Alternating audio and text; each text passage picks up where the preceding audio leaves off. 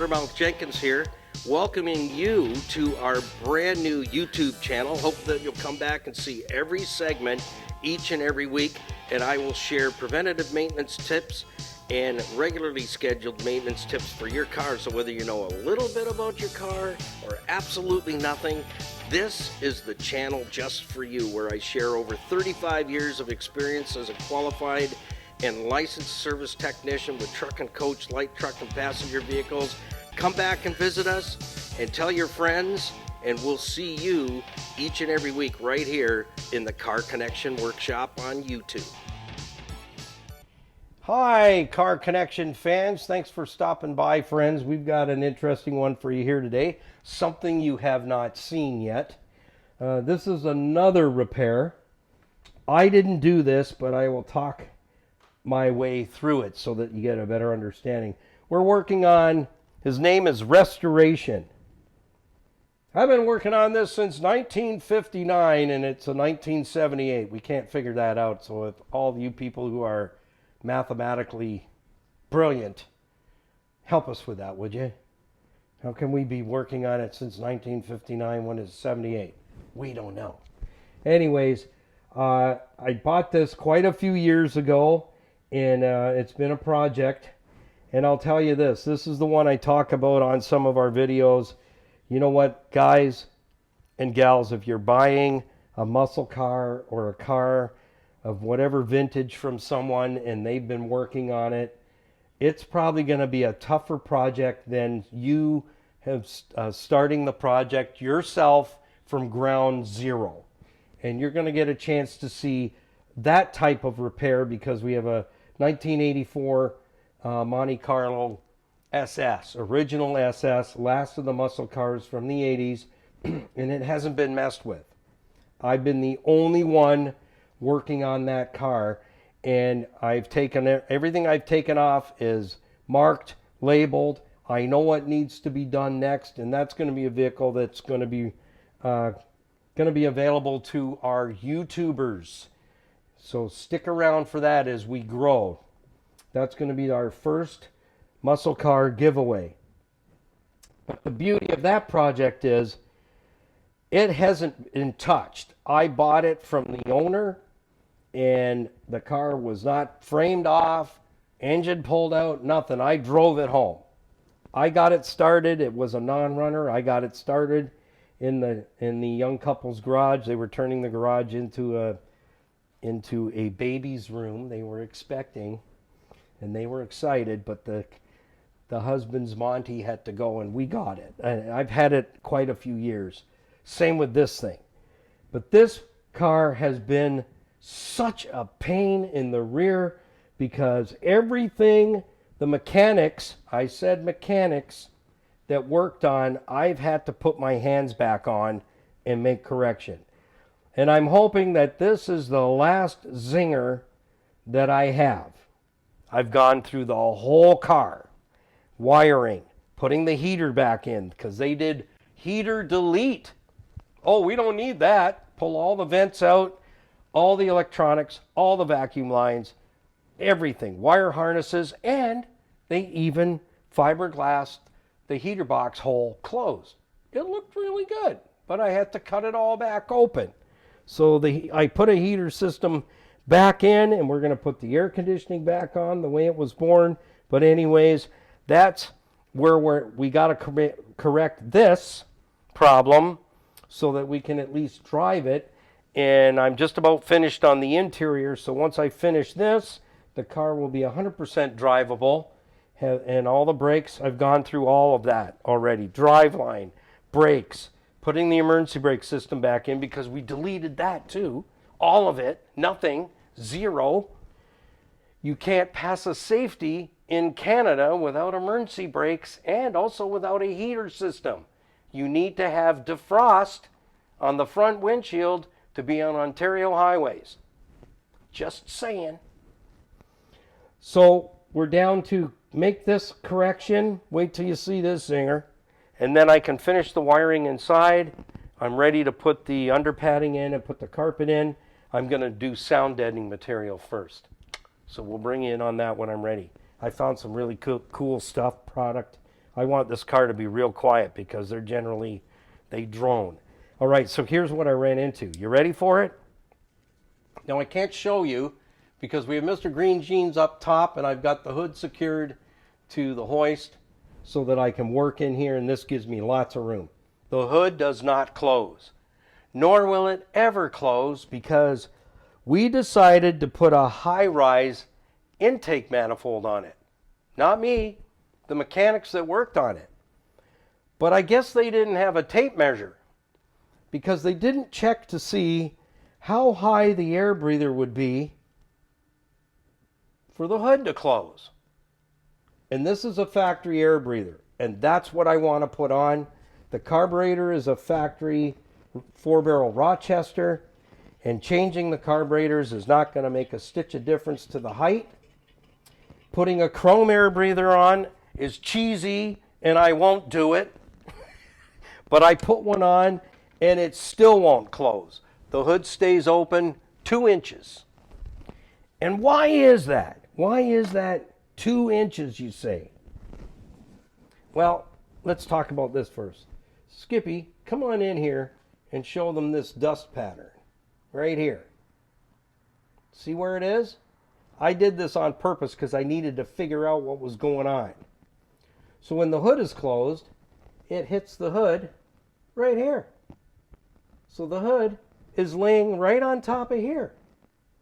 That's why the hood is 2 inches open and it will not close. Ever. Ever. Yeah. So that then gave me the answer that I was looking for. And no, I'm not cutting the hood open. The car is fully painted. Thank you to my friend Todd, who donated the paint work on this car. It looks really, really nice. They did a wonderful job to restoration. And I'm not cutting the hood open to incorporate some kind of cheesy air breather. No, I want it to look factory. And I got this factory air breather from my friend at, I'll put a plug in for his company, Northern Corvette. Stuart, nice fella. He ships Corvette stuff all over the world, and he has a massive, massive warehouse. So if you're rebuilding any model year of Corvette, get in touch with Northern Corvettes. So I'm just going to set this over here. So these techs decided to put this Edo broken intake on here. No, they don't sponsor the show. I'm very disappointed with this, but I can't blame Edo Broken for it. It's the tech. And we have a leak here. And the thermostat housing that was on here was one of those cheesy polished kits. You know what, guys? I'm going to tell you straight up. Please don't put that crap on your car. I'll tell you what, because these covers are coming off on this job, and I have some polished aluminum Corvette covers, genuine. They're going on, and I'm going to tell you this right now why. Chrome valve covers hold heat. That's right. They don't cool very fast. They hold the heat right against your valves. And how did I learn that? I learned that from the gentleman I started my apprenticeship with. He was a drag racer, and he said, you never put any of that chrome junk on your car.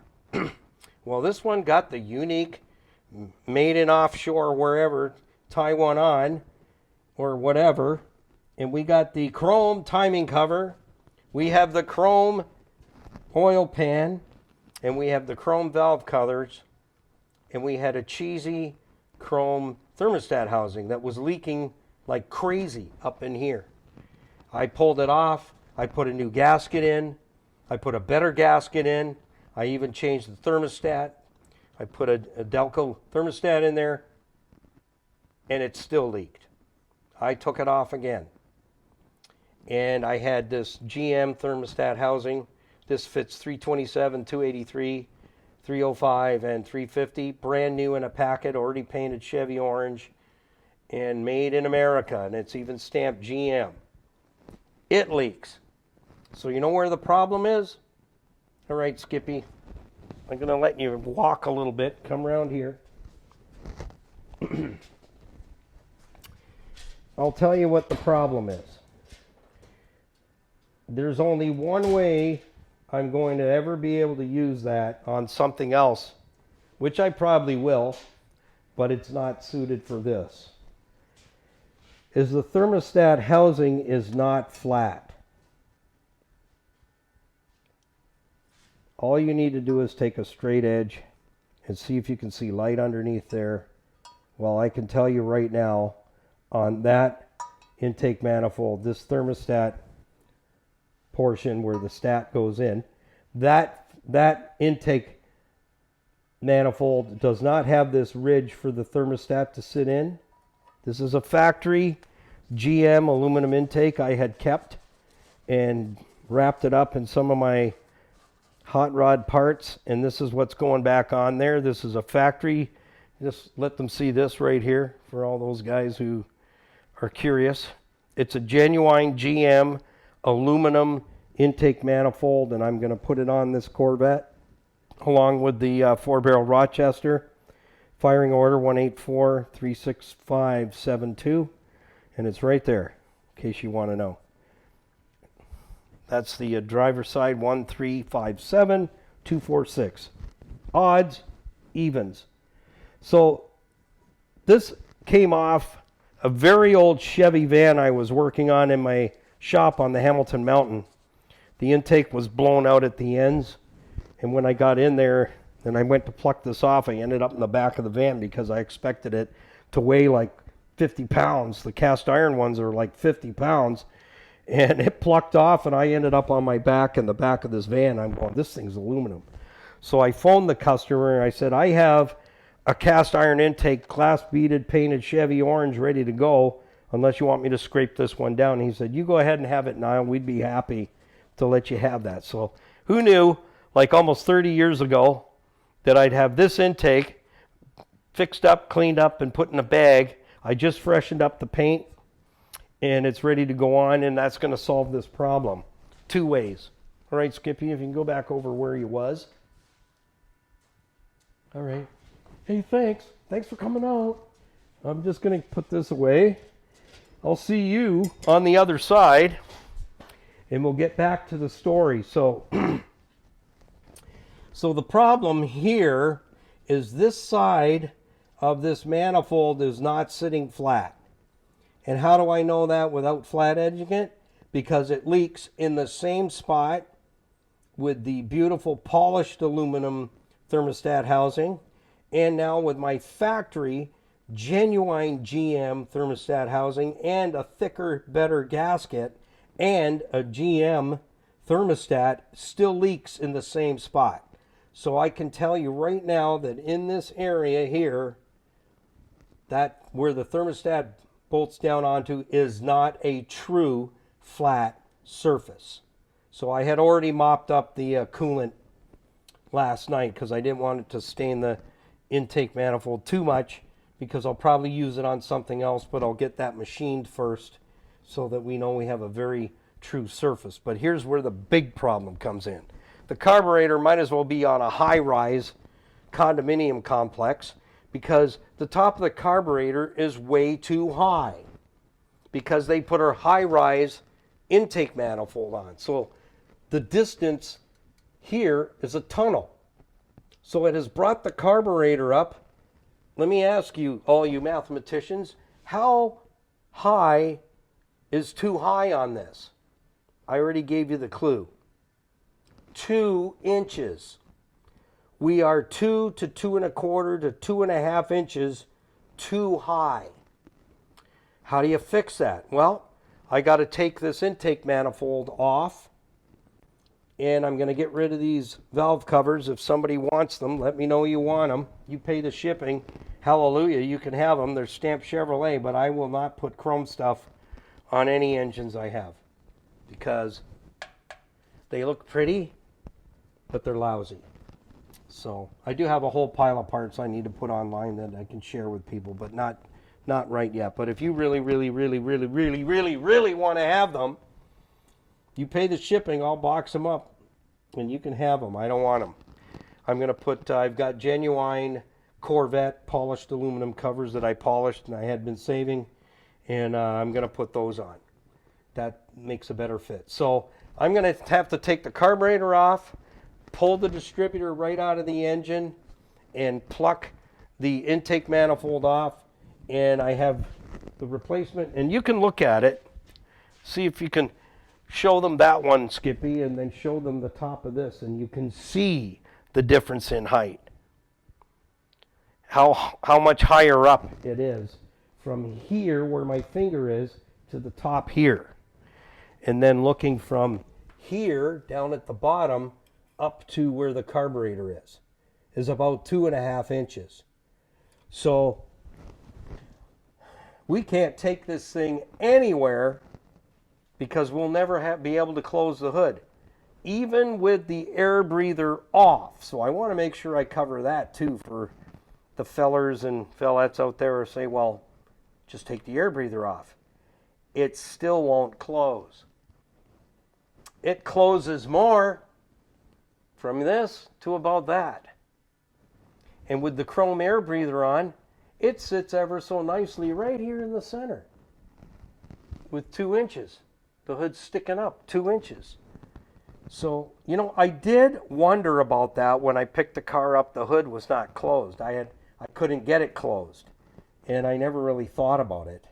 So in the next segment, I'll let you know how long it's been since I bought this car, and we're finally going to get it out on the road. But it has been, I gotta say, the worst pain in my rear that I've ever had, next to being bit by the little dog that lived next door when I was 9 years old. He was a biter. Wouldn't have anything to do with leaping over the fence into the wrong backyard after school, but yeah, he was a biter. And this car is biting me in my butt exactly like that. So I'm going to go ahead and start stripping this down, and we'll see you in the next one. We'll bring you back once I've got most of the parts off, but the next portion, you don't need to watch me take a carburetor off and take the thermostat off and empty the coolant out. What I want to show you is how to set your distributor and mark it wherever it is. I'm going to pull this out without marking it to top dead center, and I'm going to show you how to do it, because I can pop a distributor out in any position and put it back in the position I took it out from and get the engine running in a heartbeat. So that's the part I want to share with you, is you don't always have to line it up to top dead center. You just have to know how to do the basics, and you can pull this distributor out. I can have this intake manifold off in about 20 minutes and ready to scratch it down and get the old gasket off, ready to put new ones on. So again, if you watch this video and you'd like these chrome valve covers, I'll give them to you if you pay for the shipping, because I don't want them and I won't put them on anything else. So if that's something you want to use, I'd be happy to give them to you. So just let me know who you are. You can visit us on our website at carconnectionbusinessnetwork.com. Send me an email through our website form. Let me know who you are, where you are, and I'll find out how much the shipping is and when they're off. And we finish the segment and we're finished, then I'll box them up. You pay the shipping and they're all yours, pal. Have fun. I don't like the chrome stuff whatsoever. I am not that. Knowing the science behind it, I want as much heat away from an engine as possible. I don't want to hold any heat in. I mean, they're pretty. They say Chevrolet, and they'll probably clean up really, really well, but they're not for me. Not for me. So next time, catch us on part 2. I will remove the carburetor, thermostat, empty the coolant, and I'll get ready to take the valve covers off. They'll be ready.